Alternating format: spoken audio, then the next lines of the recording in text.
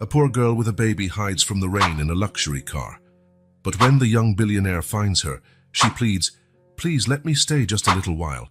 My baby brother is sick." And when he looks at the child, his eyes fill with tears. The rain just would not stop. Big, heavy droplets pounded the dark asphalt of the parking lot as Drew adjusted his coat collar, trying in vain to shield himself from the water. It was almost 9 at night, and the corporate office building, where he worked, was practically deserted. Only a few lights remained on in the top floors, people like him, who had forgotten how to go home before the sky turned dark. Drew sighed, staring at the downpour through the glass doors. His car was parked only about 100 feet away, but at that moment it seemed miles off. He considered waiting for the rain to let up, but something told him it would be a long wait, like so many others in his life. At least the loneliness is more comfortable at home, he thought, clutching his briefcase against his chest and running into the rain. The water soaked through his clothes almost instantly. His prized Italian shoes splashed into puddles as he awkwardly hurried toward the vehicle. His hands trembled from the cold when he finally pressed the alarm button. The car's lights flashed twice, like a welcoming beacon in that damp, dark night. He opened the door and tossed the briefcase onto the passenger seat before climbing in. For a moment he felt relief from escaping the rain. Then the reflection in the rearview mirror made his heart skip a beat. 2 eyes were watching him from the back seat. Drew froze, hand still on the door handle. His breath caught in his throat as he tried to process what he was seeing. Slowly, very slowly, he turned around. That was when he saw them. A little girl, perhaps 5 or 6 years old, with dark hair clinging to her forehead from the dampness, was holding a bundle of blankets close to her chest. Her wide eyes reflected the same fear Drew felt, but there was something else there. Determination. "Please," she whispered, clutching the bundle tighter. "Don't yell." Drew opened his mouth, but no sound came out. He then realized the bundle was moving. A baby. The girl was protecting a baby. How did you get into my car?" he finally managed to say, still struggling to believe what he was seeing. "The door wasn't locked," she answered simply, as though that explained everything. "My baby brother's sick. He has a fever." Drew looked around, searching for an adult, some sign that this was a prank or a misunderstanding.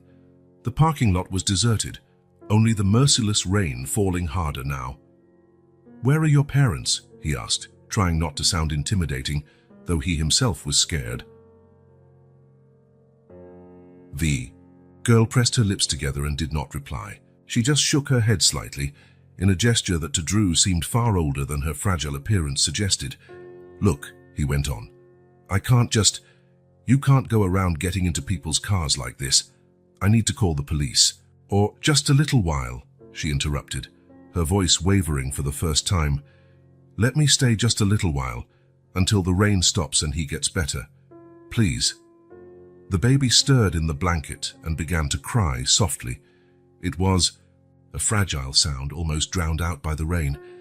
The girl immediately began rocking him with a technique that seemed to have been practiced hundreds of times. "Shh, Toby. It's okay. Shh." Drew felt something strange in his chest, something he hadn't felt in a long time, a sensation he couldn't quite name.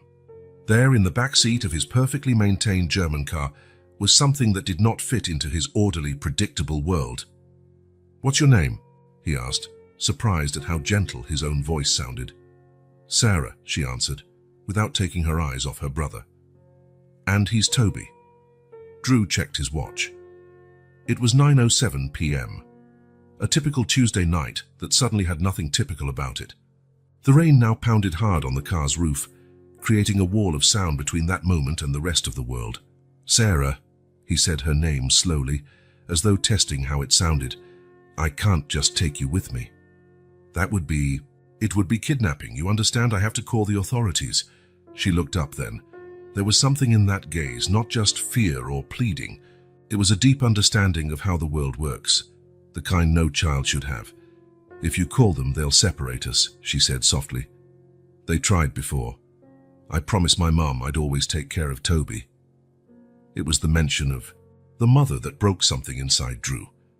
That word, "mom," caused a fracture in the defenses he had so carefully built over the years.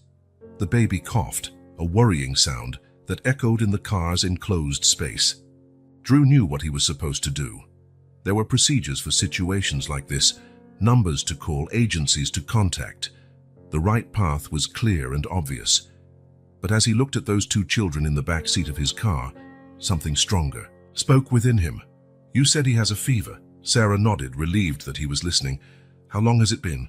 "Since yesterday," she replied, pulling back the blanket a bit to show the baby's face. "I gave him the medicine I had, but it's all gone now, and it's raining too much." Drew glanced again at the empty parking lot.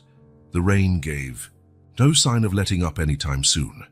He turned to the steering wheel, placed his hands on it, and stayed like that for a few seconds, feeling his heart pound as an internal battle raged within him.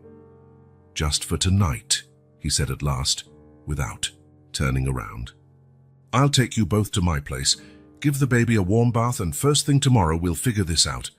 He started the engine and adjusted the rearview mirror. Sarah's eyes met his through the mirror, and she simply nodded, not smiling, almost as if a quiet agreement had been forged at that moment. Drew drove out of the lot cautiously, slower than usual. At every stoplight, he glanced at the mirror to confirm it was all real, that two children were indeed in the back seat of his car. The city glistened under the nightlights, drenched by rain. People hurried along the sidewalks, trying to shield themselves as best they could from the storm. The world carried on normally, unaware that inside that particular car, something extraordinary was happening. "Where were you before you got into my car?" Drew asked, trying to break the uncomfortable silence. "At the park," Sarah replied simply. "Under the big slide." Drew felt a pang in his chest as he imagined the two children huddled under a playground structure, while rain poured around them. How long had they been there, and before the park? Silence. From the corner of his eye in the mirror, he could see Sarah looking out the window now, avoiding his gaze. "Okay," he said softly. "You don't have to tell me now." They continued the trip in silence. Drew lived in a penthouse on the east side of the city, an upscale modern apartment that rarely welcomed visitors. A place that perfectly reflected the emptiness of his life, impeccable, organized, and cold. When he finally parked in the building's garage, Drew realized the logistical problem he faced. How would he get two children, one a sick baby, upstairs, without arousing suspicion? "Sarah," he said, turning to look at her directly for the first time, "I need your help right now. We'll use the private elevator. If anyone asks, you're my niece, okay? And Toby is your baby brother. You came to visit me. Do you think you can do that?" She nodded seriously. There was no trace of childish playfulness in that gesture, only the solemnity of someone who fully grasped the risks. Drew grabbed his briefcase and got out, quickly opening the back door. Sarah was already ready, holding Toby firmly in her small arms. He hesitated, holding out his hands. Can I carry him? He must be heavy for you." To his surprise, Sarah pulled away, slightly shielding her brother. "I can manage," she said, with a conviction that allowed no argument. Drew didn't insist. He led them to the elevator, typing in the access code with trembling fingers. Once inside the metal cabin, all three remained silent as they ascended to the 28th floor. The baby let out a tiny whimper, and Sarah automatically began to rock him, murmuring soothing words with endless patience.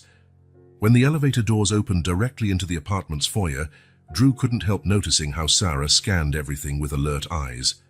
It wasn't admiration he saw in her gaze, but a practical assessment, like she was mentally mapping the place, spotting exits, safe areas. "Do you live alone?" she asked as he unlocked the door.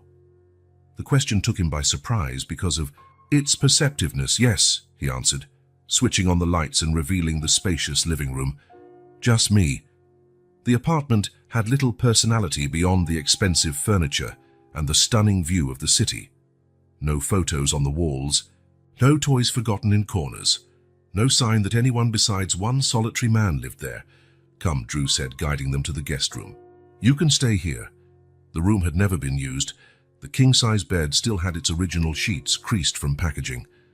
Drew opened the closet and found extra blankets, still in their plastic wrappings.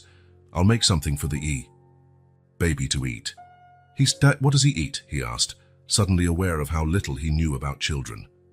"He still drinks milk," Sarah explained, carefully placing Toby on the bed. "But he also eats mashed fruit and other soft foods." Drew nodded, absorbing the information. "And you? Are you hungry?" Sarah did not answer immediately. Her eyes were fixed on her brother, whose breathing seemed slightly rapid. "He's really hot," she said, touching the baby's forehead with the back of her hand. "He needs medicine." Drew felt a surge of panic. What did he know about fevers in babies, about dosages of children's medication, about anything related to kids for that matter? "I'll call a doctor," he decided, pulling out his phone. "No." Sarah exclaimed, alarmed. "They'll ask questions, want documents, call social services." Drew stopped, phone in hand. She was right. Any doctor would ask questions he couldn't answer. "I have a friend," he said after a moment's thought. "He's a doctor and can be discreet. We can trust him." Sarah seemed to weigh the information, analyzing risks like an adult would. "Is he going to take us away?" "No," Drew assured her, though he had no solid basis for the promise. "He'll just check on Toby, help with the fever."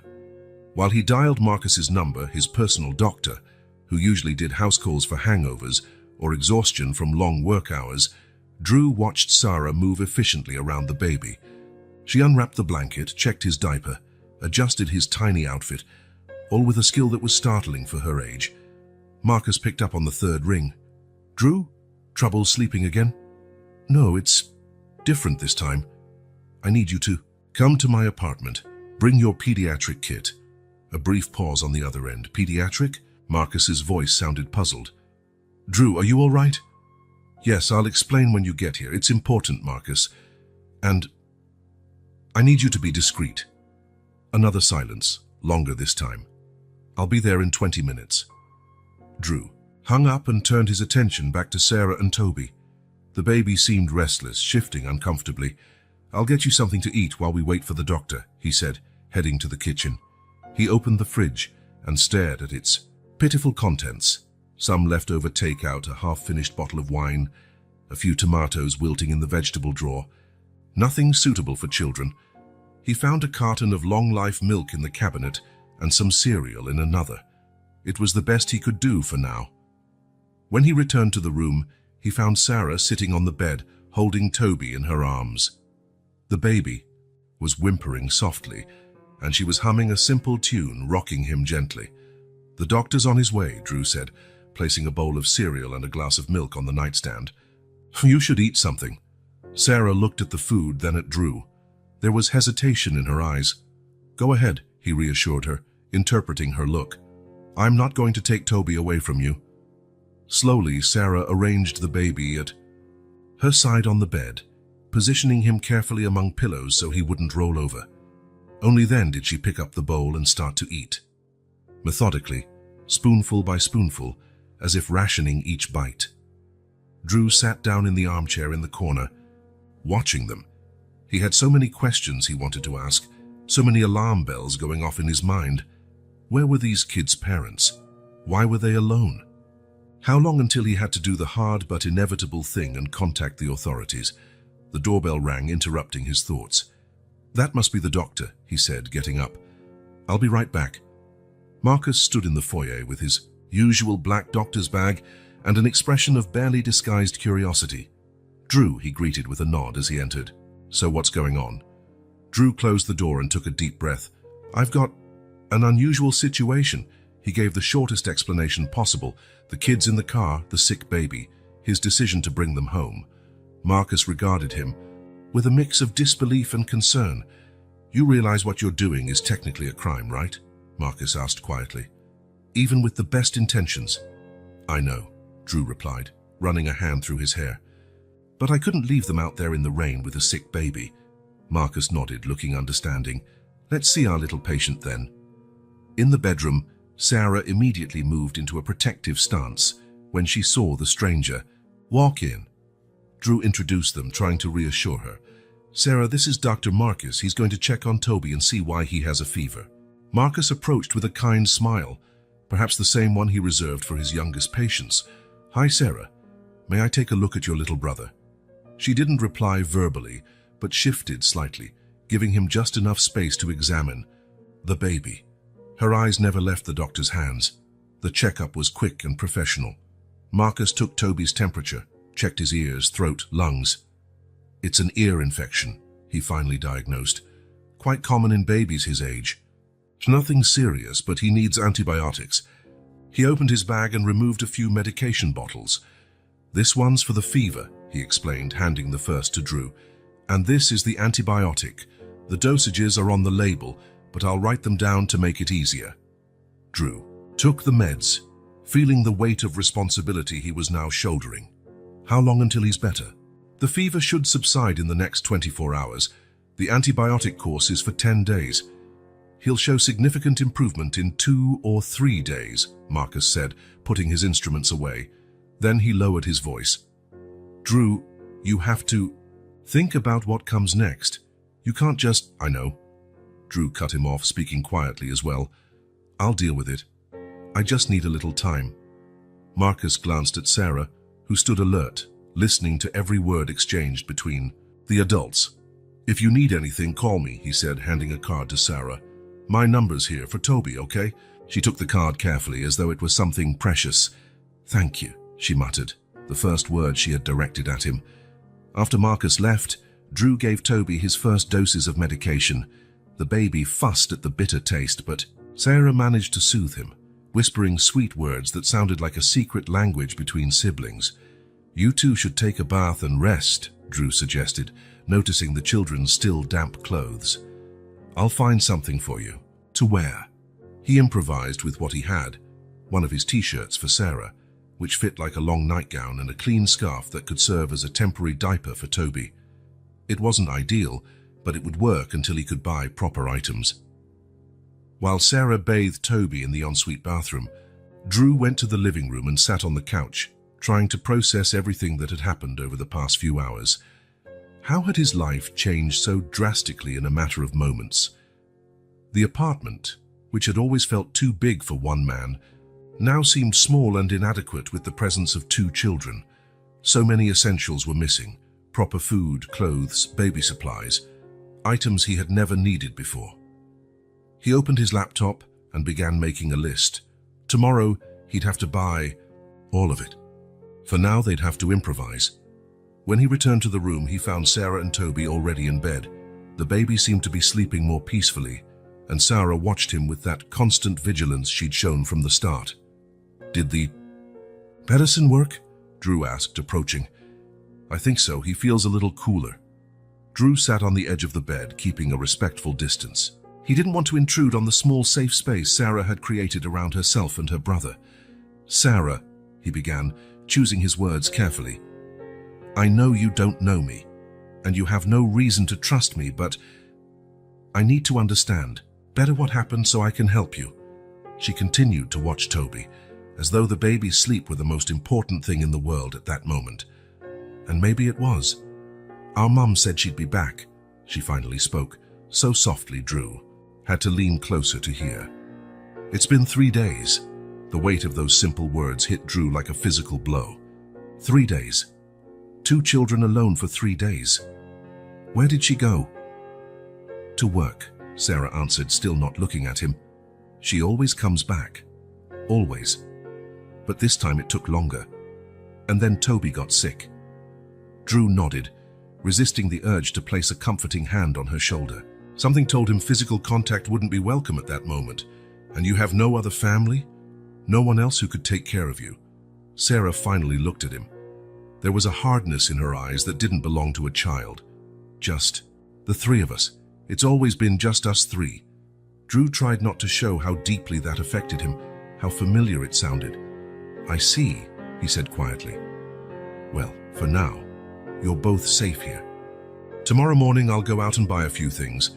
Clean clothes, the right food for Toby, whatever else you need. For the first time, he saw something different in Sarah's gaze. It wasn't gratitude or relief. It was distrust. Why? She asked directly. Why are you doing this? The question took him aback with its frankness. Why, indeed? Why hadn't he just called the authorities, as would be normal, logical, legal? I don't know, he admitted honestly. I really don't. That candid answer seemed to matter to Sarah. She nodded slightly as if she'd finally heard something that made sense. Drew stood, walking to the door. I'll leave the hallway light on. If you need anything during the night, my room is the last one down the hall. He left the door slightly ajar. In the hallway, he paused for a moment, taking in the new silence that filled his apartment. It was no longer the silence of solitude, but the silence of people sleeping, of lives happening under the same roof. Before turning in, Drew headed to the kitchen for a glass of water. That was when he noticed a piece of paper on the counter that hadn't been there before. He moved closer and saw it was a drawing done in ballpoint pen on a page torn from the notepad he kept near the phone. In the simple but expressive sketch, there were 3 stick figures, 2 small and 1 tall, holding an umbrella over the smaller ones. Beside them, a female figure with long hair hovered like a ghost, arms stretched toward the children but not touching them. Drew sat on a high stool in the kitchen, holding the drawing with care, as though it might disintegrate at the slightest touch. That single pen stroke revealed more than hours of conversation ever could. It was the story of Sarah and Toby, told in the only way a 5-year-old knew how, through simple lines laden with complex meaning. The mother who had left, but whose arms still reached for her children, and now him, the stranger with the umbrella temporarily shielding them from the storm. Drew folded the paper carefully and slipped it into his shirt pocket. Tomorrow would be another day with hard decisions to be made.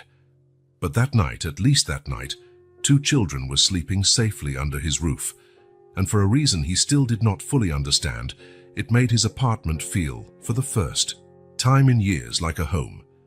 3 days had passed since Drew found Sarah and Toby in his car. 3 days of a completely new routine improvised between bottles, medications, and bedtime stories read from children's books hastily purchased. Toby's fever had subsided as Marcus predicted. The baby now smiled more, made those cheerful sounds typical of children his age. Even Sarah seemed less tense, although her eyes still carried that constant alertness. Drew checked the calendar on his phone as he sipped his coffee. Monday. Inevitable. He had delayed going back to work for 3 days, claiming a severe cold, but he couldn't postpone it any longer. The presentation for the new investors couldn't be rescheduled again. I have to go to the office today, he said to Sarah, who was eating cereal at the kitchen island.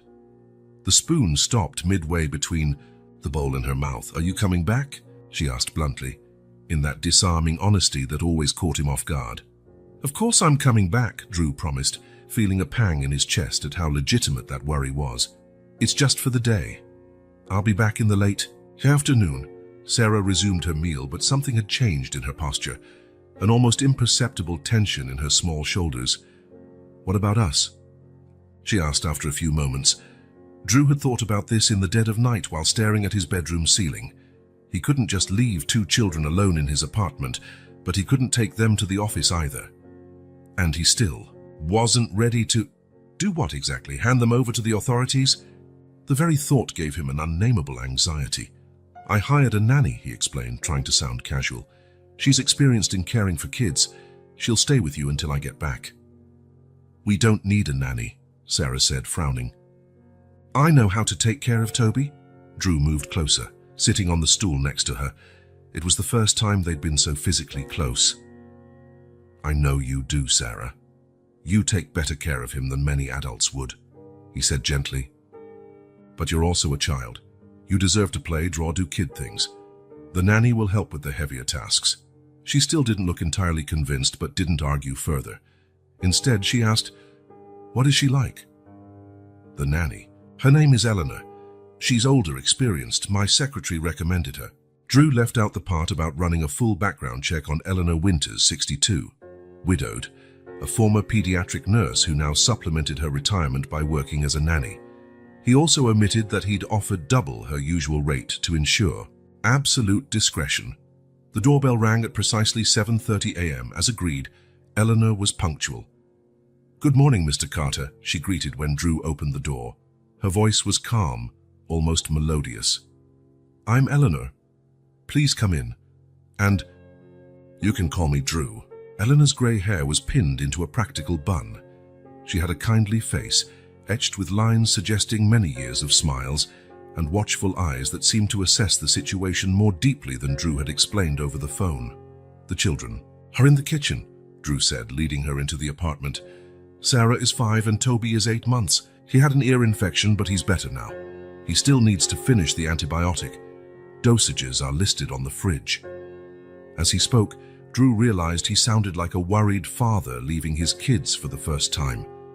The thought made him pause for a second, unsettled by his own feelings. In the kitchen, Sarah regarded the newcomer with that probing look Drew knew well. Eleanor, for her part, made no immediate move to get closer.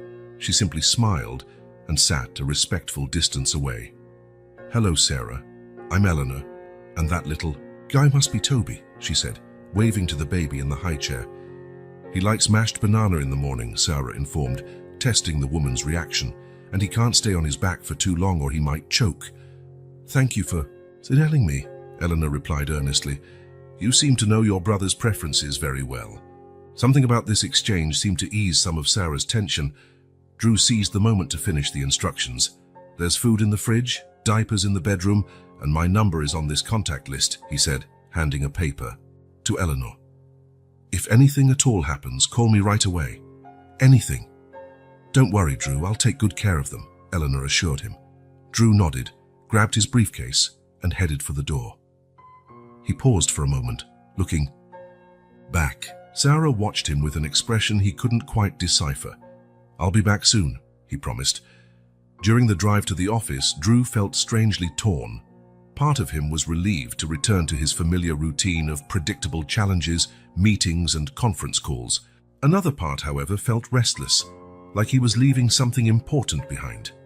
The morning dragged on through a series of meetings that normally would have absorbed all his attention. Today, however, his mind wandered. Every few minutes, he checked his phone for any notification, message, anything. "Drew, are you with us?" came Michael's voice, snapping him back to the conference room. "Sorry, can you repeat the question?" Michael frowned, obviously noticing something off in his behavior.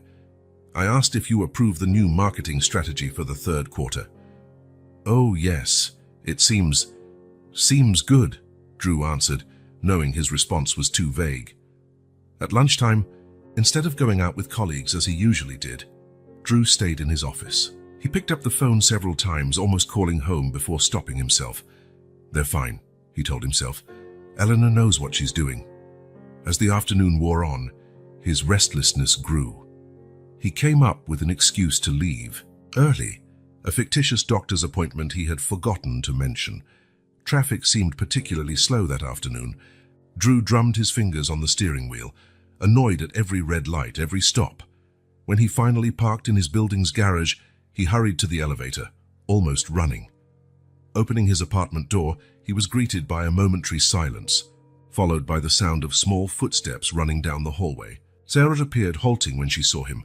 Her eyes lit up in a way Drew had never seen before. "You came back," she exclaimed, and before he could reply, she rushed toward him and wrapped her arms around his waist. Drew froze, startled by the sudden gesture. For a second, his arms hung in midair, unsure. Then, slowly, he encircled Sarah's small shoulders in a gentle hug. A surge of emotion hit him so strongly, he almost lost his balance. He couldn't remember the last time anyone had shown such genuine joy at his return. "I promised I would come back, didn't I?" he managed, his voice sounding rougher than usual. Sarah let go and pulled him by the hand. "Come see. We made something for you." She led him to the living room, where Eleanor sat on the rug with Toby. The baby let out a happy squeal when he saw Drew, waving his little arms. It was such a surprisingly domestic scene, as if they had always belonged there. "We had a very productive day," Eleanor remarked, getting to her feet. "Little Toby is completely recovered from his infection, and Sarah has been an excellent helper." Sarah dashed to the coffee table and picked up a sheet of paper. "I drew this for you," she said, holding it out to Drew. He accepted it carefully. It was more detailed than the previous one, a drawing of 3 figures holding hands. A tall one, clearly him, and 2 smaller ones, Sarah and Toby, all smiling, in front of a big house that vaguely resembled his building. Above them, a bright sun occupied the corner of the page. In the other corner, a female figure looked on from a distance, as in the earlier drawing. the absent mother, still present in Sarah's memory. "It's so beautiful," Drew said, feeling a lump in his throat. "It's us," Sarah explained, as though it was obvious. "In our house. Our house." The words struck Drew with surprising force. He glanced at the drawing again, then at Sarah, at Toby playing on the rug, and at the apartment that had always felt too large and empty, yet now suddenly felt exactly the right size. Something shifted within him at that moment. A door he had kept firmly closed for years began to open. For the first time in a long while, Drew felt connected to something bigger than his professional ambitions, bigger than his solitary routine. "Thank you," he said, his voice almost a whisper. It was just a drawing by a 5-year-old child, simple lines, basic colors, imperfect proportions. But for Drew, at that moment, it was the most precious thing anyone had ever given him. It was an invitation. A possibility. As Eleanor said her goodbyes, promising to return the next day, Drew realized he no longer wanted this to be temporary. He had no idea what to do next, how to handle the legal implications or practical details. He only knew that for the first time since he found those children, he wasn't counting down the days until everything went back to normal. Because his old normal now seemed far too empty. And he wanted, truly wanted, to stay. By the second week with the children, a sort of natural routine had formed. Drew woke up earlier, prepared breakfast while Sarah helped Toby get dressed. Eleanor arrived at exactly 7:30, and Drew headed to the office, now with photos of the kids on his phone to look at during the day. In the afternoon, he came home earlier. Eager for the moment Sarah would run down the hallway to greet him. Yet as routine settled, a restlessness grew within him. At night, after the children were asleep, Drew would sit in his home office, poring over a folder of all Sarah's drawings. Next to it, an ever-growing list of questions without answers. What would happen when their mother appeared? What would he tell the police when asked why he had kept 2 children in his apartment for 2 weeks without reporting it? How would he explain his sudden bond with them? And the most haunting question, what would happen when he had to let them go? On that Wednesday night, after putting Toby to bed and reading Sarah a story, Drew locked himself in his office and made the call he had been avoiding. His fingers trembled slightly as he dialed the number Marcus had given him. County Social Services, Janet Reeves speaking. Drew took a deep breath before answering. "Hello, my name is Drew Carter. I'm calling about a situation with 2 children. Are they in immediate danger? Do I need to send an emergency team?" The woman's voice grew automatically alert. No, nothing like that," Drew hurried to reply. "They're safe, they're with me." A pause followed. "Could you explain the situation more clearly, sir?" Drew ran a hand over his face, trying to find the right words. "I found 2 kids, a 5-year-old girl and an 8-month-old baby, alone about 2 weeks ago. The girl said their mother went to work and never came back. I couldn't just leave them." "You brought them to your home?" "Yes," he admitted, aware of how it sounded. "The baby was sick, it was raining. I thought it would just be for 1 night, but—" "And at no point did you contact the authorities?" The implied condemnation in her question made Drew shrink back. "I know I should have done so immediately. I know what I did is technically illegal. But they were so scared, and the girl said they'd be separated if they went into the system. I just wanted to help." More silence on the other end, then the sound of typing. "Mr. Carter, you must understand the seriousness of the situation. Legally, you should have notified the authorities right away. Keeping these children in your home without legal permission is considered kidnapping, regardless of your good intentions." Drew swallowed hard, feeling the weight of her words. "I understand, but what do I do now?" "I need to send someone immediately to take custody of the children. This arrangement can't continue another day." "Could it be tomorrow morning?" Drew asked, thinking about how to prepare Sarah and Toby, "so I can explain to them what's going to happen." There was hesitation on the other end. "Very well, I'll be there at 10 a.m. But Mr. Carter, if you're not there with the children, when I arrive I'll have to involve the police, is that clear?" "Yes, perfectly clear," Drew replied, feeling his mouth go dry. "We'll be here." When he ended the call, Drew remained in his chair, staring at the wall. The reality hit him with full force. Tomorrow, the children would be gone. That little world they'd built together, that routine, everything would end. A soft sound at the door made him spin around. Sarah stood in the doorway, clutching the newly bought teddy bear in her arms. Her large eyes met Drew's with a look he'd never seen before. Older, more tired. "Sarah," Drew stood, alarmed. "What are you? Is everything okay? Do you need something?" "You're sending us away," she said. It wasn't a question. The air seemed to leave Drew's lungs. How much had she heard? "Sarah, It's okay," she interrupted in that small but firm voice that didn't match her age. "We knew we wouldn't stay forever." Drew knelt to her level. "That's not what I wanted, Sarah. I really didn't want it this way. But there are rules and I just can't." "When?" she asked straightforwardly. Drew felt something break inside him. "Tomorrow morning," he nearly whispered. Sarah nodded, as if confirming what she already suspected. "I'll pack." "How are things?" she said simply and turned to leave. "Sarah, wait," Drew called, standing up. "You don't have to do it now. We can spend the evening together. Read a story, watch a movie, whatever you want." She paused but didn't turn around. "I don't want any more stories," she said, her voice unnervingly calm for such a small child. "Stories just make us believe in things that aren't true." And with that she left, leaving Drew standing, alone in his office, heart aching at the maturity in her words. He didn't sleep that night. He lay in bed staring at the ceiling, replaying the last few days in his mind. How had he let things get so far? How had he allowed his heart to open so much for two children he knew, from the start, he couldn't keep? Before dawn, he got up and went to the children's room.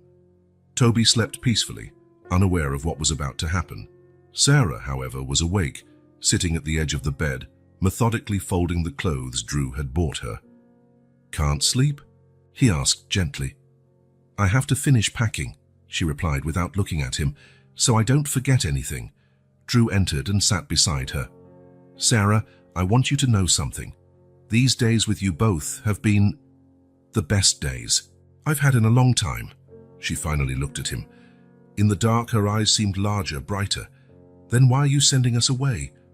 The question was so direct, so honest, that Drew felt stripped of all his adult rationalizations. "Because I'm afraid," he admitted at last. "Afraid I'm not good enough for you. Afraid I'll make mistakes. Afraid of the consequences of hiding you for so long." "Everyone makes mistakes," Sarah said. "My mum made mistakes too, but she always came back." "I know. I hope she comes back to you soon." "You're not coming back, are you?" she asked. And for the first time, Drew saw tears in her eyes. "I'll try," he said, knowing it was an empty promise. "I'll do what I can to stay in touch." Sarah only nodded, returning to folding her clothes. Drew realized there was nothing more to say. No words could ease what was coming. "Do you want me to help?" he offered. She shook her head. "No. I can do it. I always can." Drew felt the weight of those words. How many times had this child had to be self-sufficient? How many times had she been forced to be strong when she should have just been a child?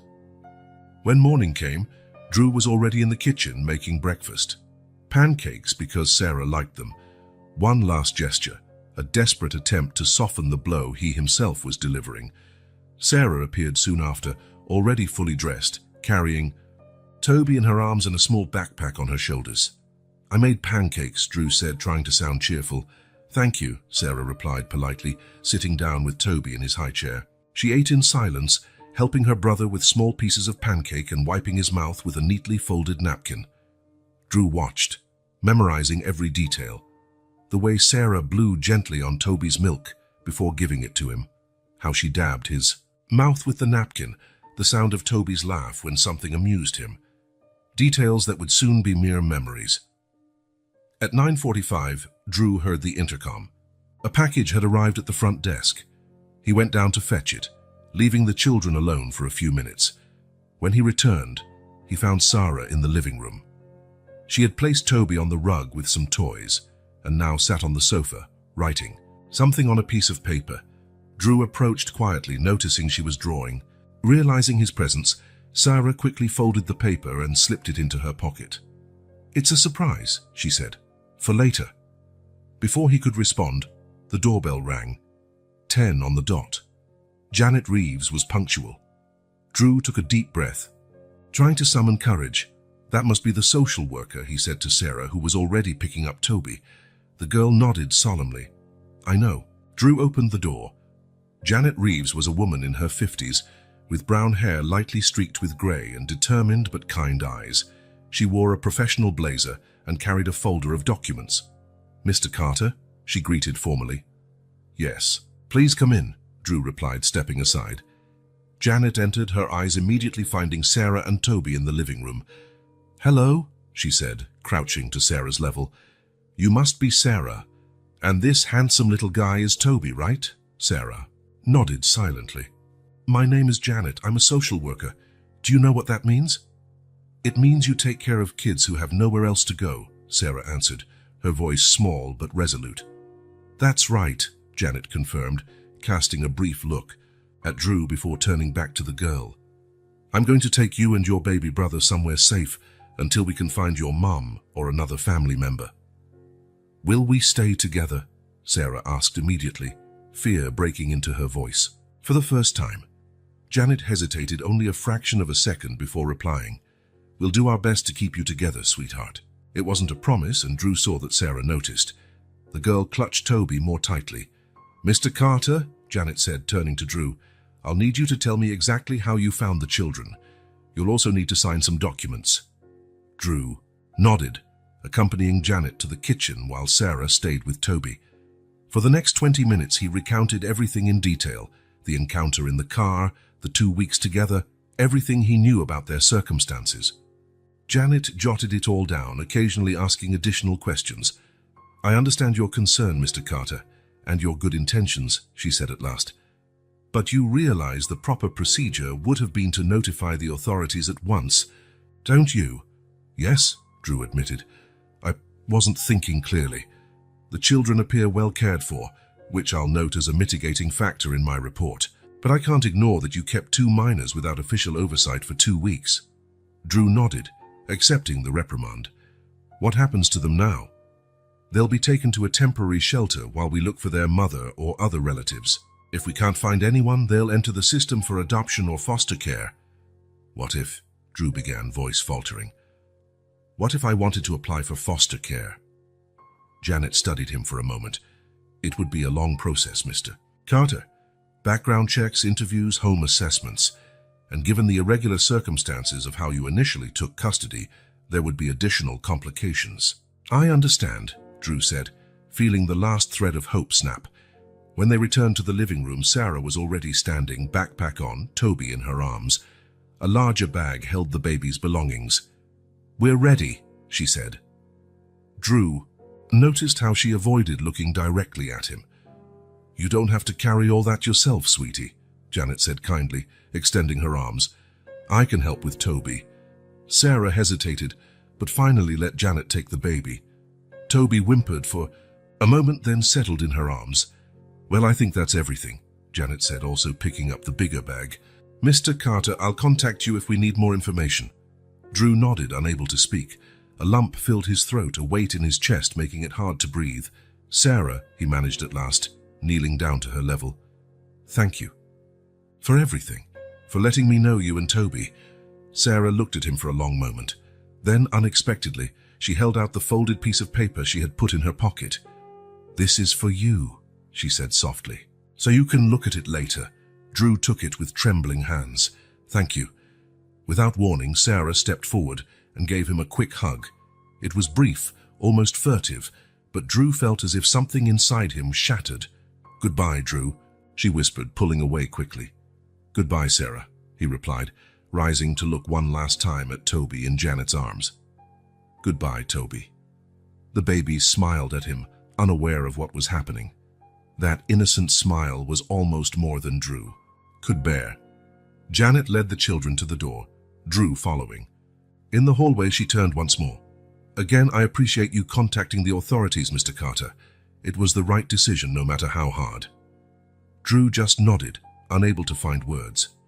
He watched as Janet walked them to the elevator, Sarah walking at her side, small and determined.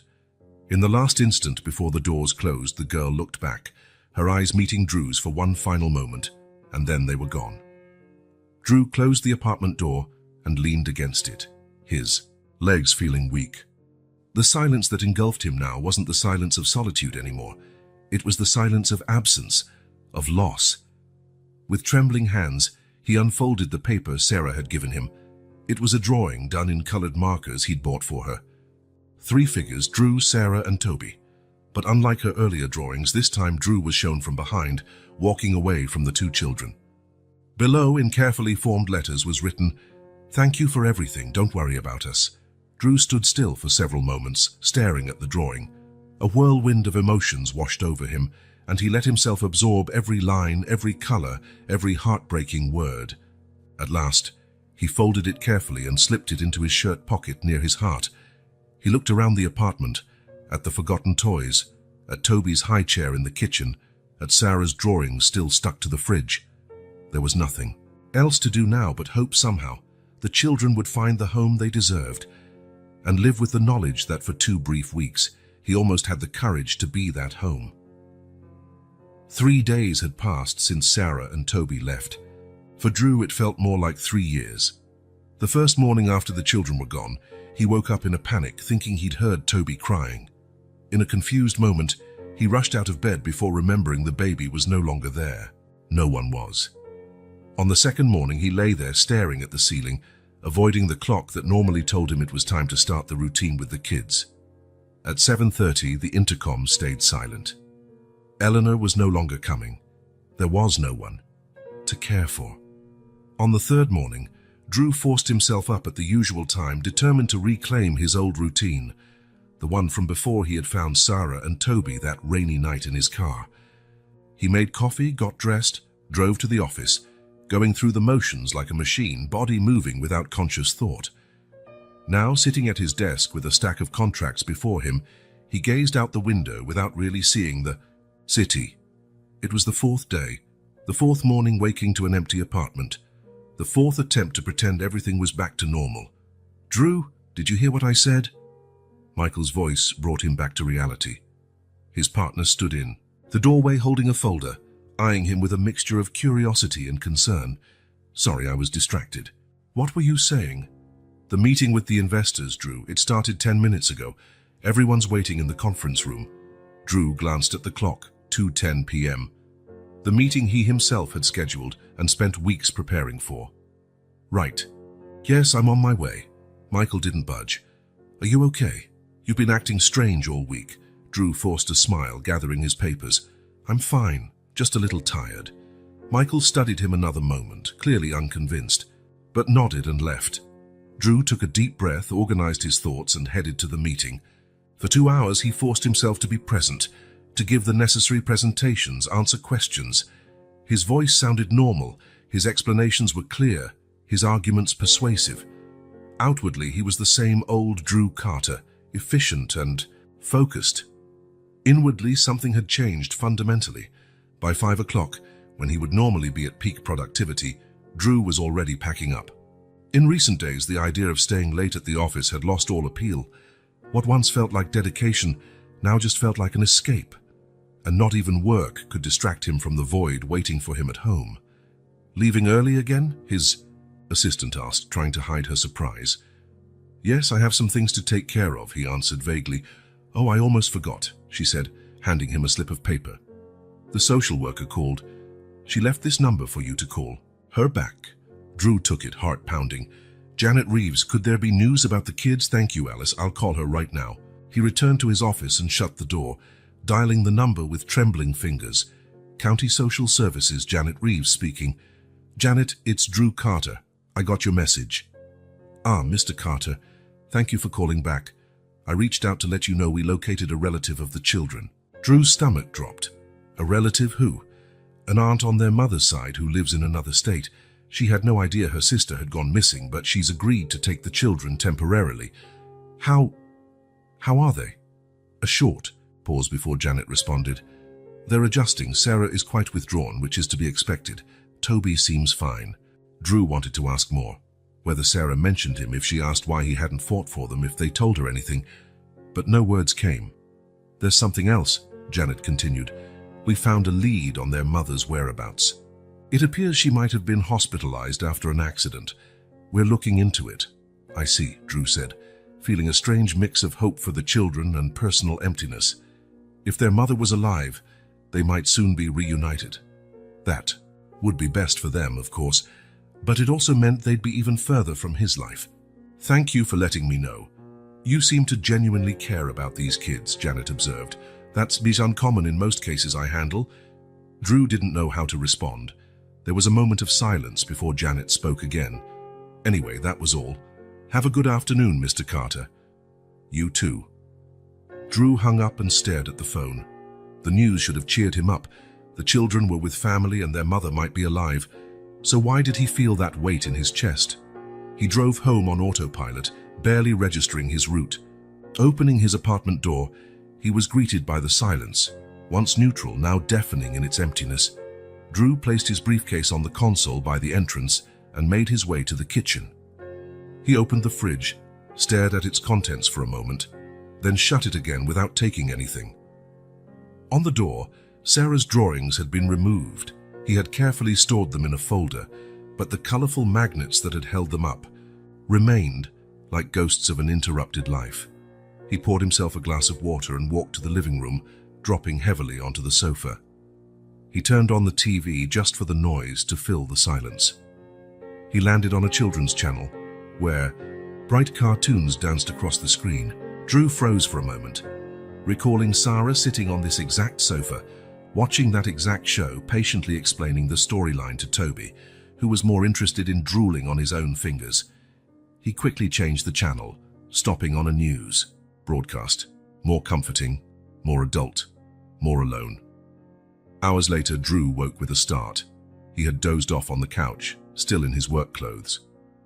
The apartment was dark except for the bluish glow of the TV, now playing some late-night infomercial.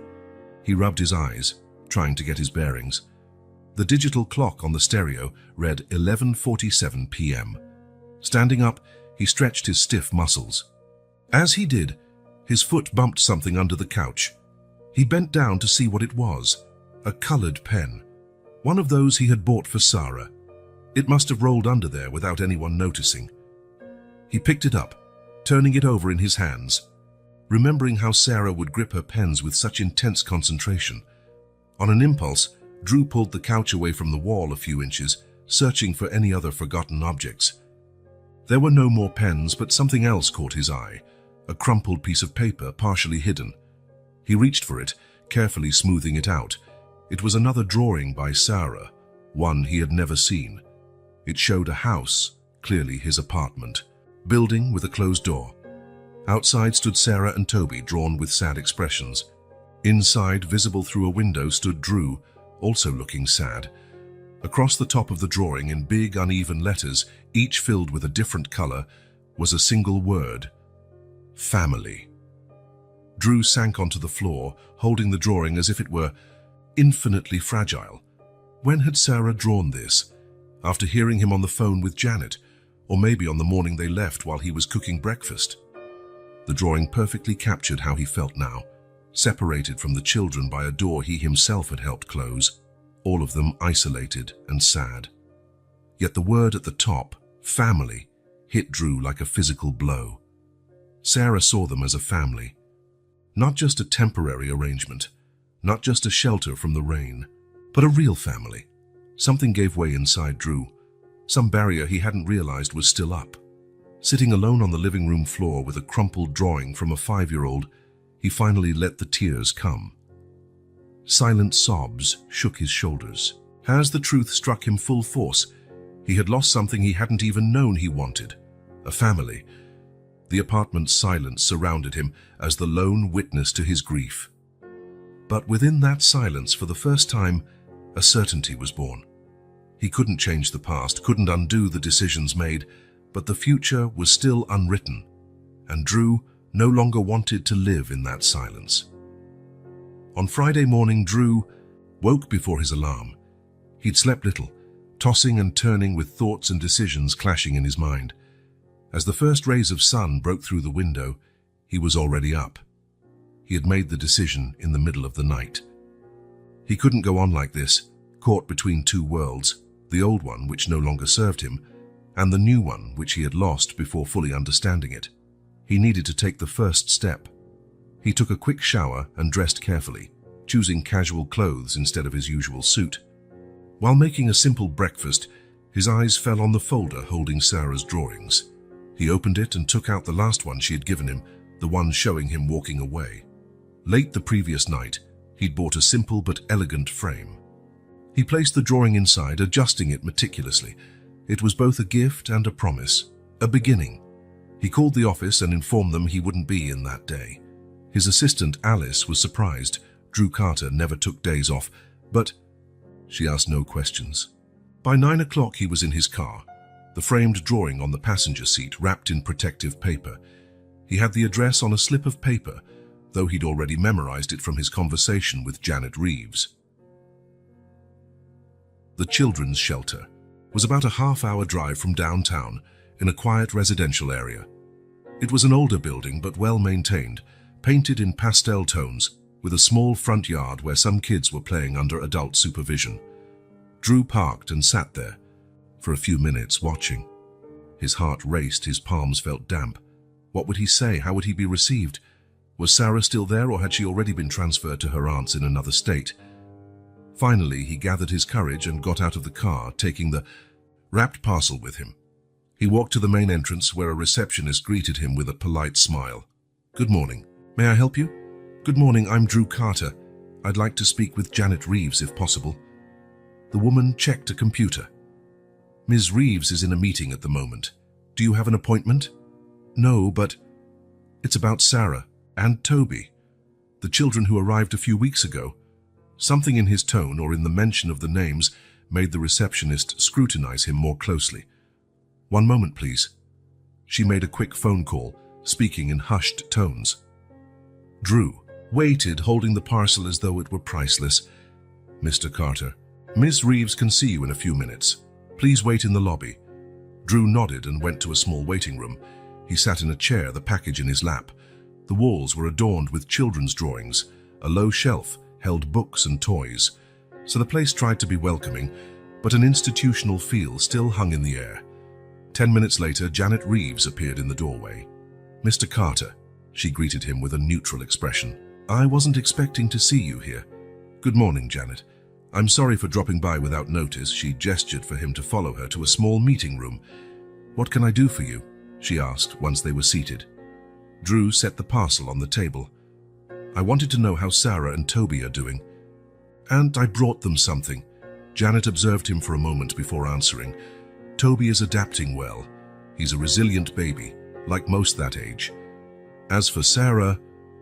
Janet hesitated slightly. "It's been tougher. She's very quiet, talks little, doesn't really interact with the other children." Drew felt a pang in his chest. "She's still here. I thought maybe she'd already gone to her aunt's." "There were some complications with the paperwork. The transfer's been postponed for at least another week." "And their mother, any news?" Janet sighed. "We've confirmed there was an accident. She's in a hospital in another state, unconscious. The doctors don't know when or if she'll recover." The news hit Drew hard. For all the complications, he had never wanted anything this awful for their mother. "I'm very sorry to hear that." "These are difficult cases," Janet replied. "Now, about your visit." "I'd like to see Sarah," Drew said plainly, "just to see how she's doing so she'll know I haven't forgotten her." Janet studied him with her keen professional eyes. "Mr. Carter, I must be frank. I mentioned your name to Sarah a few days ago, asked if she'd like a visitor. She said no." The words felt like a punch in the stomach. Drew looked away, trying to hide how it hurt him. "I see. Children like Sarah develop coping mechanisms. Emotional withdrawal is one of them. It's nothing personal against you." Drew nodded, not trusting his voice to speak. After a moment, he gently slid the package toward Janet. "I still want her to have this. It's the drawing she gave me before leaving. I framed it." Janet took the package. "I'll make sure she gets it." Drew pulled an envelope from his jacket pocket. "And this too, please. It's just a note." Janet accepted the envelope, looking at Drew with an expression that now held a trace of compassion. "You know, Mr. Carter, in all my years of social work, I've rarely seen anyone so affected by such a brief encounter with children who aren't theirs. Drew didn't know what to say. How to explain that those 2 weeks had changed something fundamental inside him. How to put into words the connection he felt, the emptiness he now carried. "May I ask what you wrote?" Janet asked, indicating the envelope. "Just that I'm here, that if she wants to see me, I'll come every day." Janet frowned slightly. "Mr. Carter? I won't force her," Drew clarified quickly. "I won't insist on seeing her against her will. I'll just sit in the garden outside on the bench. If she wants me, she'll know where to find me. If she doesn't, I'll respect that." Janet seemed to weigh the situation. "All right, I'll give her your gift and your note. As for waiting in the garden, our outdoor space is partly public. I can't stop you from sitting there as long as you respect the rules and the privacy of the other children." "Thank you," Drew said, standing. "That's all I ask." That afternoon, Drew sat on a bench in the shelter's small garden. From there, he could see children of various ages playing, but Sarah wasn't among them. He made no move to enter the building or approach any staff. He just sat, waiting. After 2 hours, he got up and left. He would come back the next day, and he did. On Saturday morning, Drew was on the same bench again. He brought a book to pass the time, but couldn't focus on the words. His eyes kept scanning the playground for that little figure he knew so.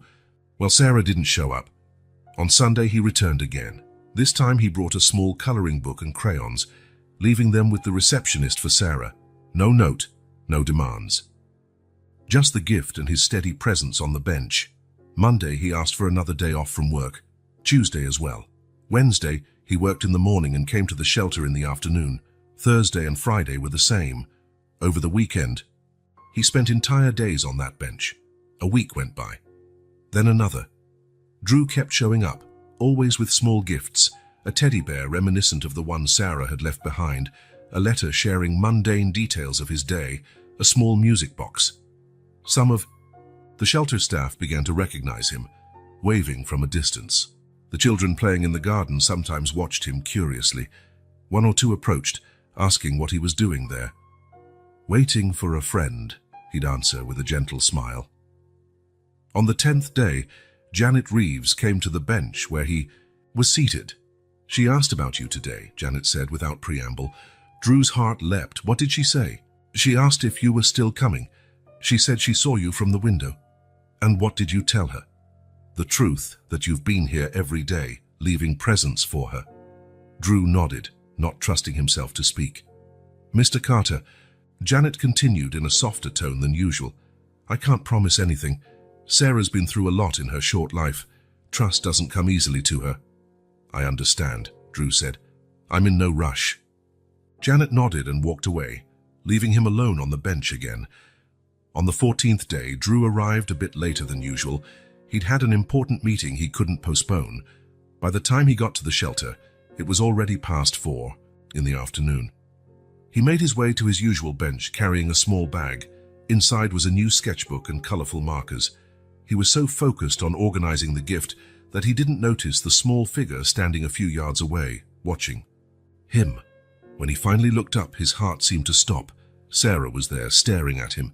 Time froze as their eyes met. Sarah remained motionless, her fingers gripping the hem of her blue t-shirt. She looked thinner, Drew noted, or perhaps the shirt was just too big for her. Her hair was pulled into a simple ponytail, different from the more elaborate braids Eleanor used to style for her. More than her physical appearance, it was her expression that had changed, more guarded, more closed off. Those 15 days seemed to have built new walls around her. Drew didn't move. He didn't want to scare her away now that she was finally here. He simply sat there, the gift in his hands, waiting. Sarah broke the silence first. "Why did you come?" she asked, her voice small but firm. The question, so direct, so fundamental, caught Drew off guard. He had rehearsed so many explanations for when he finally saw her again, but now they all felt hollow compared to the simplicity of that question. He took a deep breath and answered with the only truth that mattered. "Because I realized you two are my family." The words hung in the air between them, weighted with a significance neither had previously dared to name. Sarah didn't react immediately. Her eyes studied Drew's face, as if searching for any sign of falsehood. You didn't want us before, she finally said, not accusing him, just stating a fact. Drew felt the weight of those words. He set the gift bag aside on the bench and slowly knelt on the grass, bringing himself down to her eye level. "Sarah, I need to apologize," he said, his voice shaky with contained emotion. "For letting you go, for not understanding what you meant to me sooner. I made a mistake, and I'm here now because I want to do right." Sarah kept staring at him without answering, but she didn't run. She was listening. For Drew, that was enough of a start. "You said you would try," she spoke after a long pause.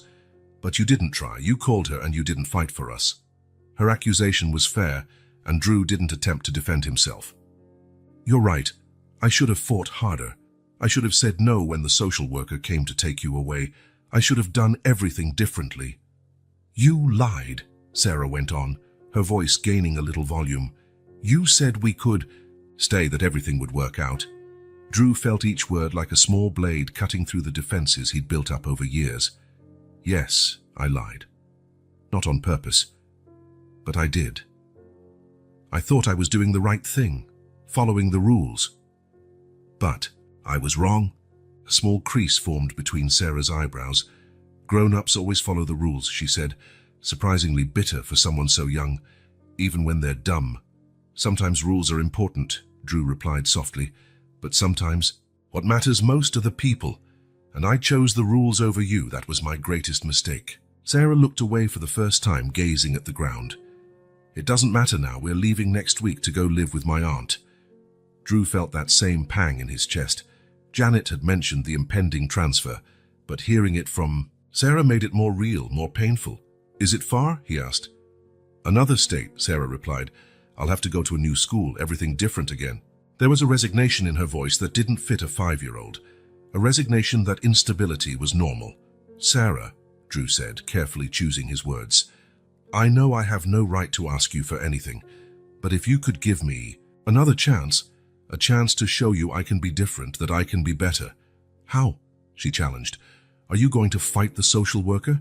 Tell my aunt we can't go?" "If I have to, yes," Drew replied, surprising even himself with his determination.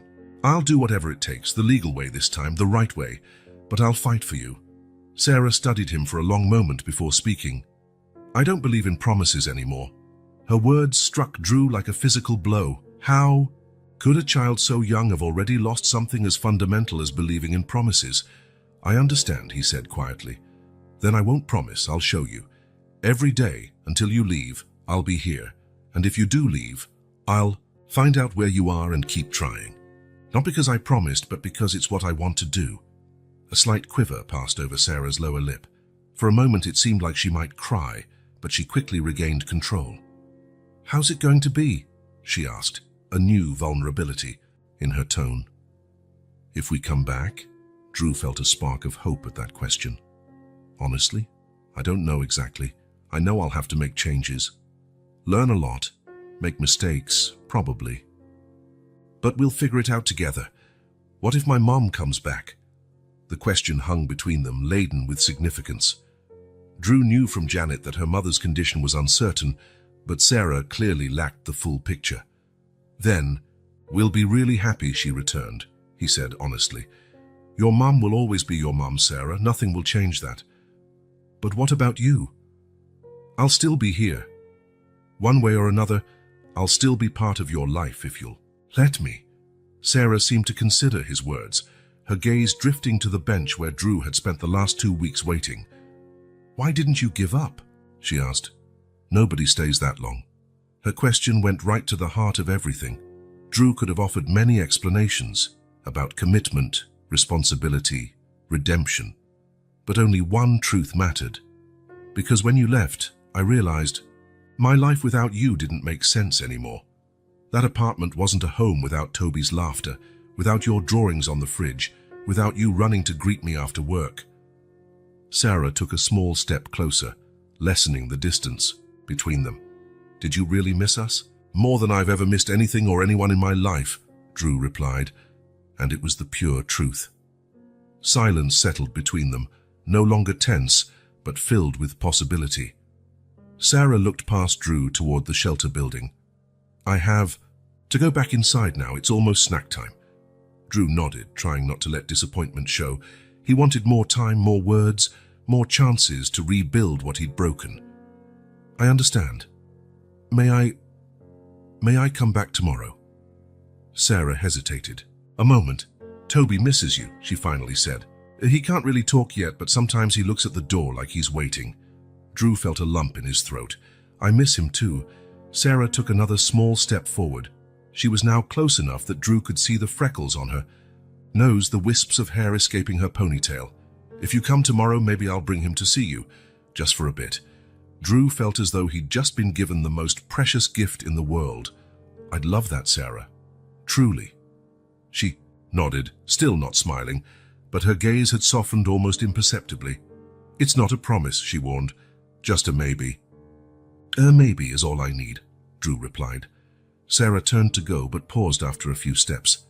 The picture you gave me, the one I gave you before leaving, you put it in a nice frame. It's one of my greatest treasures, Drew said simply. She seemed to think about that for a moment. Thanks for the gifts, and for waiting, and then she was gone. Quickly walking back into the building, her steps small but determined. Drew remained kneeling on the grass long after she disappeared inside. No guarantees, no promises. The path ahead would be difficult, filled with legal, emotional and practical hurdles. But for the first time in 15 days, indeed in all his adult life, Drew felt certain he was on the right path. A path he hadn't chosen, but that had chosen him. A path that began on that rainy night and led him here, kneeling on the grass of a children's shelter yard, his heart filled with a hope he had never known. The encounter lasted only a few minutes. Simple words exchanged between a man and a child. Nothing had been promised, nothing was guaranteed. But to Drew, it was everything. It was the beginning. The day after that meeting, Drew arrived at the shelter earlier than usual. He brought a small basket of fresh fruit and 2 carefully chosen children's books. He sat on the same bench, trying to tamp down the anxiety in his chest. Would Sarah come? Would she bring Toby, as she'd hinted? Morning passed slowly. The children came out to play as usual, but Sarah was not among them. Drew tried not to let disappointment show. After all, she had only said, maybe. It wasn't a promise. It was nearly lunchtime when he finally saw her. Sarah stood by the building's door, half hidden, watching him from a distance. She didn't approach or wave. She just observed him. Their eyes met briefly, and he gave her a small smile. After a few minutes, she disappeared inside again. On the 3rd day, she appeared once more. This time, she stood closer, leaning against a tree about 30 feet from the bench. Drew waved discreetly. She did not wave back, but also didn't move away. I brought some apples, Drew said loudly, trying to sound casual. Those little red ones you liked. Sarah didn't respond, but she did glance at the basket for a moment before looking back at him. I also have a new book. It's about a girl who finds a dragon in her backyard. I thought you might like it. No verbal response, but Drew noticed she took a tiny step forward. You don't have to come over if you don't want to, he continued. I can leave it at reception like the other gifts. Sarah hesitated, glancing toward the building and then back to Drew. Can I just look at it up close? She asked finally, her voice almost too quiet to hear across the distance. Of course, Drew answered, fighting the surge of emotion he felt at hearing her voice. She approached slowly, each step deliberate, as though testing the ground beneath her feet. When she reached a safe distance, she stopped. Drew didn't try to close that gap. Instead, he placed the book on the bench beside him, along with a shiny red apple. I'll be here again tomorrow, he said gently. Same time. Sarah quickly snatched up the book and apple, then backed away a few steps. Toby's sleeping, she said, as if apologizing for not bringing him. He takes a nap after lunch. That's all right. Maybe another day. She nodded, then turned and hurried back into the building, book and untouched apple in her arms. The following days followed a similar pattern. Each time Sarah appeared, staying a bit longer, getting a bit closer. On the 6th day, she sat on the other end of the bench, leaving a considerable space between them.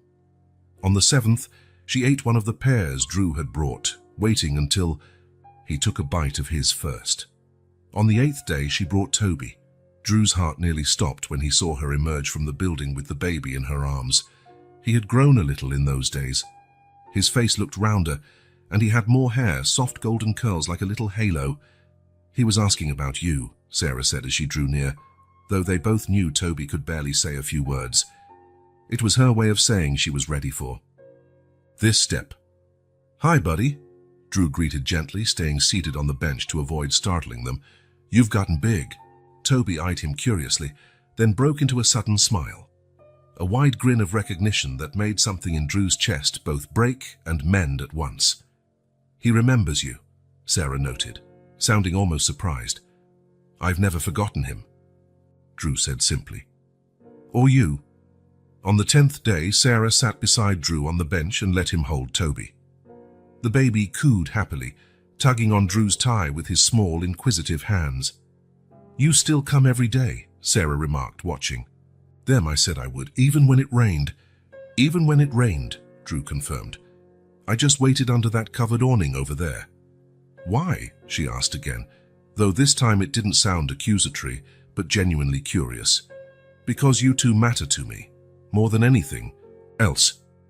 Sarah was silent for a moment, watching Toby settle so naturally in Drew's arms as though he had never left. "Have you talked to the social worker about us not going to my aunt's?" "I have," Drew said. "In fact, I've talked to a lot of people, lawyers too. I'm trying to get custody of you both." Her eyes widened slightly. "Is it hard?" "Yes," he admitted. "Important things usually are. It's worth trying anyway." On the 12th day, Sarah was already on the bench when Drew arrived, though Toby wasn't with her. "He's got a little cold," she explained. "Nothing serious."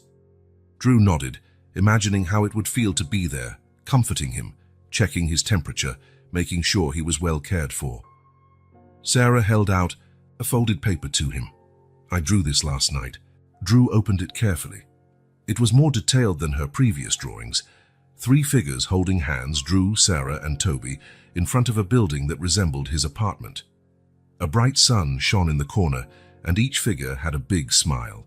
Across the bottom, in large, colorful letters, she had written, "If you really stay, maybe we can try." Drew felt a lump in his throat. "This is the most beautiful thing anyone's ever given me," he said, voice thick with emotion. Sarah watched him for a moment before asking, "Are you really going to stay?" "I am," Drew promised. "As long as it takes, as long as you both want me to." In the following weeks, the legal process began to take shape. Drew formally applied for temporary custody, a first step on a long road. Surprisingly, Janet Reeves became an ally. Her report highlighted the bond she observed between Drew and the children, the dedication he'd shown, the visible improvement in Sarah's behavior since their regular meetings began. "It'll be a long process," she warned during a meeting in her office. "We'll have interviews, psychological evaluations, home visits, and there's still the matter of the children's mother." "I understand," Drew said. "I'm ready to do whatever it takes." The first formal interview was conducted by a psychologist specialized in children under state custody. Elaine Goodman was middle-aged with kind but sharp eyes, watching every interaction between Drew and the kids with professional focus. "What if it doesn't work out?" she asked Drew candidly, while Sarah colored at a nearby table. "What? If you find raising 2 children is harder than you imagine?" "It will be hard," Drew replied honestly. "There will be good days and bad days, moments of doubt and frustration, but I'll be there for all of them." Sarah, who seemed not to be paying attention, suddenly lifted her head. "What if I break something?" she asked in her small but clear voice. "What if I do something wrong? What if I wake up crying at night and bother you?" Drew looked at her, understanding the real fear behind the question. "We'll fix it together," he answered simply. "If something breaks, we'll mend it. If you do something wrong, we'll talk about it and learn from it. If you wake up crying, I'll be there to hold you." Elaine took note, clearly moved by the exchange. Supervised visits soon turned into short outings to the park, the zoo, a children's bookstore. Drew rediscovered the city through Sarah's eyes, noticing details he'd never seen. Ducks in a pond, the shapes of clouds, the texture of gravel underfoot. His apartment was also transforming. One room was painted a soft green with forest-themed wall decals. A child-sized bed replaced the old guest bed for Sarah.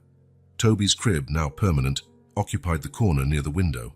Low bookshelves were filled with children's books, educational toys organized in colorful bins. On one home visit, Janet looked around, seemingly satisfied with the changes.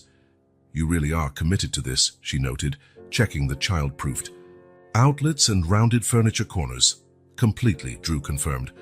It was during this visit that a moment occurred that would change everything. Sarah, exploring her newly decorated room, suddenly stopped and looked at Janet and Drew talking in the living room. "If I stay with him," she asked in her small, clear voice, "can I keep my mom's last name?" The living room went silent. Janet glanced at Drew, whose face registered initial surprise followed by deep understanding. Drew approached and knelt to Sarah's level. "Of course you can, Sarah," he said with a tender smile. "You'll never have to choose between her and me." Tears filled Sarah's eyes and she nodded as though confirming something important to herself. Janet blinked rapidly, looking like she was holding back her own tears.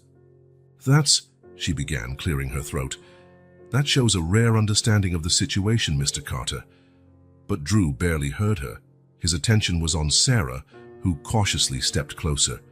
"Will my mom be mad if I like you too?" she whispered, so low only Drew could hear. "No," he answered with certainty. "Moms want their kids to be loved and cared for. She'd be happy to know there's someone else to love you and Toby." Sarah nodded, absorbing his words. Then, in a gesture that caught Drew completely by surprise, she opened her arms and hugged him, the first hug initiated by her since their reunion. It was brief, but so complete in its meaning. It wasn't about erasing the past or replacing people. It was about creating space so that new connections could flourish while honoring what came before. It was about building bridges between what was lost and what could still be found. It was about a family forming, not through blood ties but through daily choices, constant presence, and love shown in both small and big ways. When Sarah finally let go, there was a different light in her eyes, no longer just caution or fear, but a flicker of hope. The rebuilding would be slow, sometimes painful, often uncertain, but it was happening brick by brick, day by day, and for Drew every little step felt like a miracle in itself. The official letter arrived on an ordinary Tuesday, unannounced. An envelope with the family court seal in the corner. Drew stared at it for long seconds before working up the nerve to open it. His hands trembled slightly as he broke the seal. Having evaluated all legal requirements and considering the best interest of the children in question, this court grants Mr. Andrew Carter the full and permanent adoption of minors, Sarah Elizabeth Lewis and Tobias James Lewis. The words blurred before his eyes. After 18 months of waiting, hearings, supervised visits, evaluations, moments of hope interspersed with despair, there it was, official, final, real. Sarah and Toby were legally his children. News about their biological mother had arrived 6 months earlier. After a long coma, she had passed away without ever regaining consciousness. Sarah cried for days, hugging the only photo she had of her mother. Drew was by her side the whole time, holding her small hand, wiping her tears, listening to stories about the woman who'd first loved her. The aunt who initially agreed to take them had eventually admitted she couldn't handle raising 2 children. Her own life was complicated, unstable. After meeting Drew and seeing the bond he had with the kids, she signed documents relinquishing any familial claim, paving the way for adoption. And now it was finally done. Drew put the letter in a drawer and looked around the apartment, no, the house. They had moved into a real house in recent weeks with a backyard and spacious bedrooms upstairs.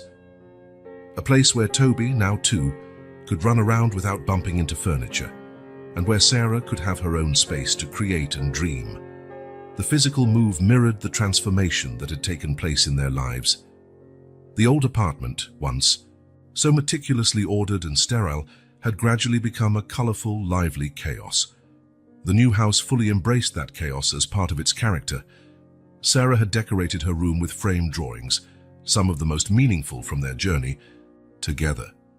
The original drawing Drew found crumpled behind the couch, bearing the word family, was displayed in a place of honor above her bed.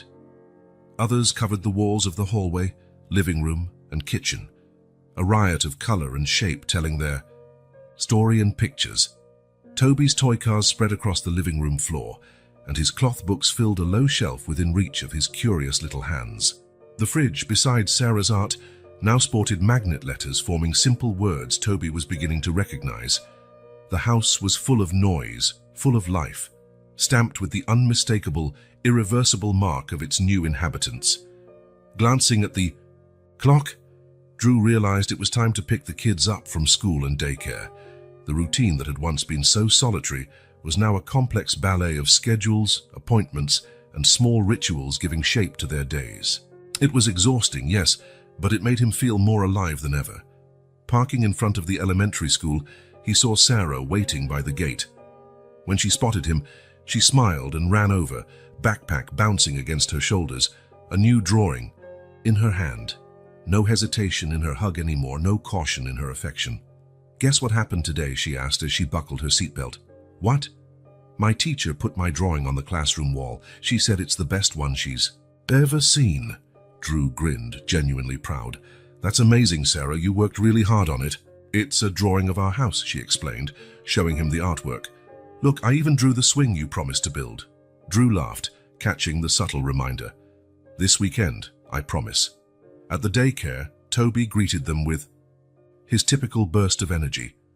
As soon as he saw Drew, he dropped the toy in his hand and ran with unsteady steps, yelling, "Daddy, Daddy!" with that pure joy only children can display. Drew scooped him up, inhaling the scent of baby shampoo and cookies. Toby immediately started babbling in his own little language, mixing real words with made-up sounds, recounting stories only he fully understood. On the drive home, Drew watched his two children in the rearview mirror. Sarah was helping Toby with a picture book, pointing to animals and naming them patiently, as a big sister who took her role seriously. There was a confidence in her now, a security that grew each day. He decided to wait until dinner to share the news of the final adoption decree. For now, he'd savor this ordinary moment of extraordinary happiness. On Sunday dawned under a clear blue sky and a gentle breeze wafting through the open windows. It was already past 8 when Drew finally came downstairs, having checked that both kids were still asleep. Saturday nights usually meant staying up later than usual, resulting in lazy Sunday mornings. Drew laid out the ingredients on the counter and began preparing pancake batter, a Sunday tradition they'd established over the past few months. As he whisked, he quietly hummed a tune he'd heard Sarah practicing for a school performance. That's not how the song goes. Drew turned to find Sarah standing in the kitchen doorway, barefoot, still in her pajamas, with Toby sleepily perched on her hip. The little boy was giggling about something, perhaps Drew's off-key humming. "Morning, sleepyhead," Drew said with a grin. "And no, I know I'm not much of a singer." Sarah rolled her eyes but smiled, setting Toby in his high chair. "Hungry," Toby declared, patting his small hands on the table. "Pancakes coming right up," Drew promised, pouring the first round of batter into the hot skillet. While the pancakes cooked, Sarah went to the fridge for juice. She passed by a shelf displaying various photos in colorful frames. She paused to straighten one, the three of them at the zoo, standing in front of the elephants, Toby in Drew's arms, Sarah with a melting ice cream cone, all of them beaming at the camera. Next to it, other pictures told the story of the last few months.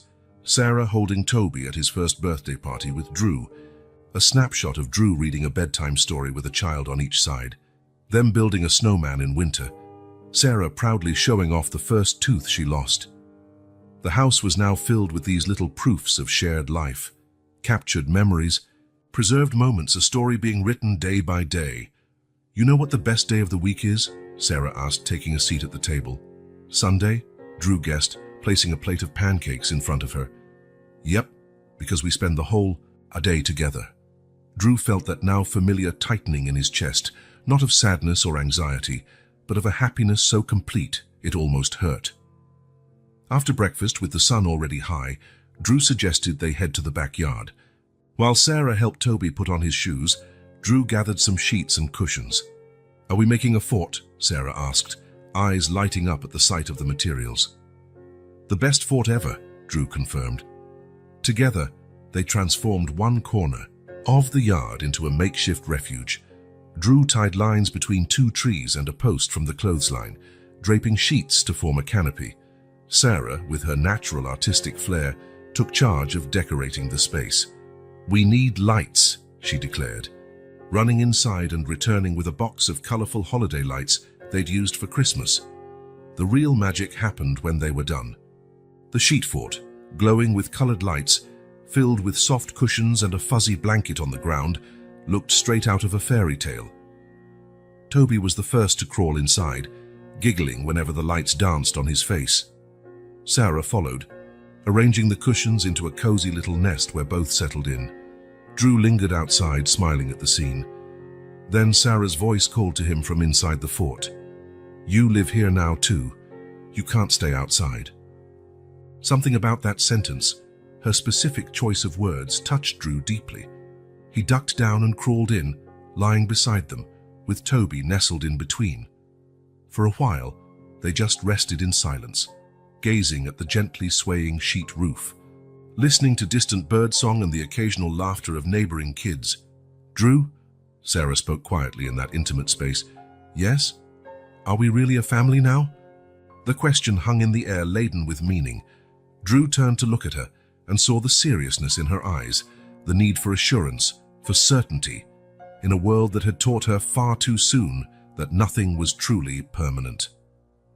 He smiled, reaching out to gently brush a strand of hair from her face. "We are whatever we choose to be," he said softly, "and I choose to be yours, forever." Sarah studied him for a long moment, as if searching for any flicker of doubt. Finding none, she scooted closer and hugged him, Toby babbling happily between them. In that moment, stretched out in a makeshift fort in the backyard of a house that finally felt like home, with two children who had come into his life by chance and now formed its center, Drew realized the perpetual restlessness he'd felt all his adult life, the constant need to move, to seek, to flee, was gone. For the first time, no part of him was running. No part of him wanted to be anywhere else. He was exactly where he belonged, finally home, finally whole. The journey hadn't been easy or straightforward. There would still be many challenges ahead, plenty of tears, plenty of doubts. Real life didn't provide neatly wrapped, happily ever afters, but in that moment of imperfect perfection, Drew knew with absolute certainty it had all been worth it. Every hesitant step, every fear, every barrier overcome, each had been part of the path leading him here, to his home, to his family, to the place where his heart could finally rest. If this story touched your heart, subscribe to the channel and turn on notifications so you don't miss the next ones. Leave a like because it helps this story get recommended to more people. See you in the next story.